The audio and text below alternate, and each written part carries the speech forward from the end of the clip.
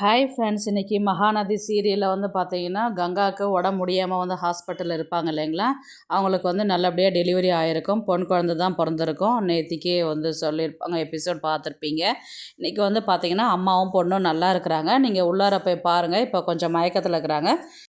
மயக்கம் தெளிஞ்சதுக்கப்புறம் போய் பாருங்கள் அப்படின்னு சொல்கிறாங்க. உடனே சாரதா உள்ளார போயிட்டு ஃபஸ்ட்டு அவங்க தான் பார்க்குறாங்க. அதுக்கப்புறம் அவங்க கங்கா கான்ஷியஸ்க்கு வந்ததுக்கப்புறம் போயிட்டு எல்லாருமே பார்க்குறாங்க. எல்லாருமே கங்க்ராச்சுலேஷன் சொல்லிட்டு சொல்கிறாங்க. இந்த மாதிரி பாப்பா நல்லா தான் இருக்குது, இன்குபேட்டரில் இருக்குது, எதுவும் பயப்பட வேண்டாம் அப்படின்ற மாதிரி சொல்லிட்டு கங்காவுக்கு சொல்கிறாங்க. இந்த நிலைமையிலையாவது முருக மாமாவுக்கு நீங்கள் கால் பண்ணக்கூடாதா, வரலையா, டெலிவரி அப்போவாவது அவர் என் கூட இருக்கணும்னு ஆசைப்பட்டேன், ஆனால் இப்பயும் வரல அப்படின்ற மாதிரி சொன்னதுக்கு காவேரி சொல்லுவாங்க, இப்போ கவலைப்படாதக்கா, கண்டிப்பாக மாமா சீக்கிரமாக வந்துடுவார் அப்படின்ற மாதிரி காவேரி சொல்லுவாங்க. அதுக்கப்புறம் உடனே விஜய் என்ன சொல்லுவார், நான் வீட்டுக்கு போய் பார்த்துட்டு வரேன், தாத்தா பாட்டி கொஞ்சம் பயந்துருப்பாங்க இல்லையா, நான் போய் என்ன ஏதுன்னு சொல்லிட்டு வரேன்னு சொல்லிட்டு அங்கே போவாங்க. அங்கே போனதுக்கப்புறம் பார்த்தீங்கன்னா இந்த மாதிரி கங்கா நல்லா தான் இருக்கிறாங்க, பொன் குழந்தை பிறந்திருக்குது அப்படின்னு சொன்னதுக்கு ரொம்ப சந்தோஷம்னு சொல்லிட்டு சித்தியும் சித்தப்பா சொல்கிறாங்க. அதுக்கப்புறம் பாட்டியும் தாத்தாவை என்ன சொல்கிறாங்கன்னா, உனக்கு பசுபதியால் எதாவது பிரச்சனை வருமோ, நாளைக்கு ஏதாவது உனக்கு ஆகிடுமோன்னு எங்களுக்கு ரொம்ப பயமாக இருக்குது விஜய், உனக்கு ஒன்றுனா எங்களால் தாங்க முடியாது அப்படின்னு சொல்லிட்டு விஜயோடைய பாட்டியும் தாத்தாவும் விஜயை கட்டி பிடிச்சி அழறாங்க. அதெல்லாம் எனக்கு எதுவும் ஆகாது, நான் என்னை பார்த்துப்பேன், நீங்கள் எதுவும் பயப்படாதீங்க, எதுவும் கவலைப்படாதீங்க, போய் ரெஸ்ட் எடுங்க அப்படின்ற மாதிரி விஜய் சொல்லிவிட்டு அதுக்கப்புறம் ஹாஸ்பிட்டலுக்கு டிஃபன் வாங்கி எல்லாருக்கும் கொடுத்துட்டு இந்த மாதிரி ஆஃபீஸ் ஸ்டாஃபை இங்கே பாதுகாப்புக்கு போட்டிருக்கிறேன் அப்படின்னு சொல்லிட்டு காவேரி கிட்ட சொல்வார் விஜய். ஏன் இவங்க ஆஃபீஸ் ஸ்டாஃப்லாம் இங்கே வந்திருக்கிறாங்கன்னும் போது, பசுபதியால் இங்கே எதனா பிரச்சனை வருமோ அப்படின்ற மாதிரி, அதனால தான் நான் அங்கே கொண்டு போட்டிருக்கிறேன், அதனால் அவங்க சேஃபாக அவங்கள பார்த்துப்பாங்க. இப்போ நான் பசுபதியும் ராகவும் எங்கே இருக்கிறாங்க, அதனால் அவங்கள தேடிட்டு போகிறேன், இந்த பிரச்சனைக்கு ஒரு முடிவு பண்ணால் தான் உண்டு, இல்லைன்னா இதே கண்டினியூ ஆகிட்டே இருக்கும் அப்படின்னு சொல்லிட்டு விஜய் என்ன பண்ணுறாரு, ராகவும் பசுபதியும் பார்க்க போகிறதுக்கு நிவின் சொல்கிறாரு, நீங்கள் ஒரு ஆளாக போனால் சரிப்பட்டு வரல, எனக்கு என்ன சரிப்பட்டு வரல, நானும் கூட வரேன்னு சொல்லிட்டு இவங்க 2 பேரும் கிளம்பி போகிறாங்க.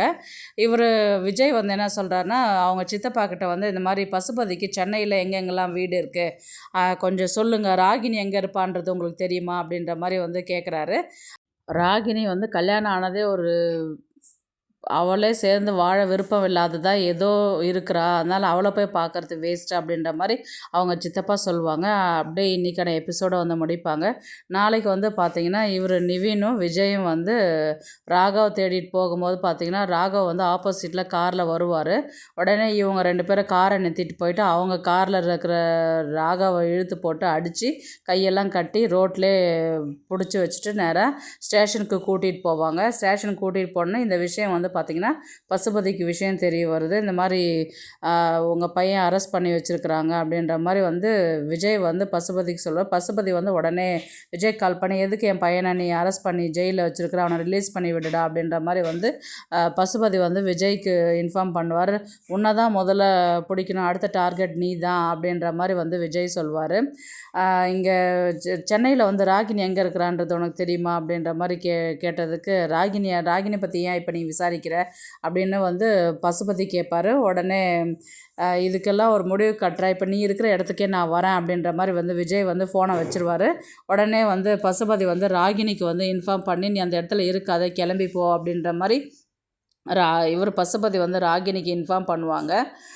இப்போ பார்த்திங்கன்னா ஆஃபீஸில் பார்த்திங்கன்னா ஆஃபீஸ் ஸ்டாஃப் இருப்பாங்க இல்லையா, இப்போ பசுபதியுடைய பையன் ஸ்டேஷனில் பிடிச்சி வச்சுக்கிறதுனால எப்படியும் இவர் இன்குபேட்டரில் இருக்கிற குழந்தைய தூக்கிறதுக்கு பிளான் பண்ணுவாங்க பசுபதியுடைய ஆட்கள். என் பையனை என்றைக்கு ரிலீஸ் பண்ணுறேன் அன்றைக்கி உன் குழந்தைய என்கிட்ட கொடுப்பேன், இல்லைனா நான் குமரனை இங்கே நான் போட்டு தள்ளிடுவேன் அப்படின்ற மாதிரி 2 பேருமே மிரட்டுவாங்க. அதனால் மறுபடியும் விஜய் ஆஃபீஸ் ஸ்டாஃபுக்கு அலர்ட் பண்ணி இந்த மாதிரி குழந்தைய சேஃபாக பார்த்துக்கோங்க அப்படின்னு இன்ஃபார்ம் பண்ணுறாரு ஆஃபீஸ் ஸ்டாஃபுக்கு. நாங்கள் பார்த்துக்குறோம் சார், நீங்கள் பயப்படாதீங்க அப்படின்ற மாதிரி ஆஃபீஸ் ஸ்டாஃப் சொல்லுவாங்க. உடனே விஜயும் நிவினும் பசுபதி இருக்கிற இடத்துக்கு கிளம்பி போவாங்க. அப்படியே இந்த நாளைக்கான எபிசோடை முடிப்பாங்க.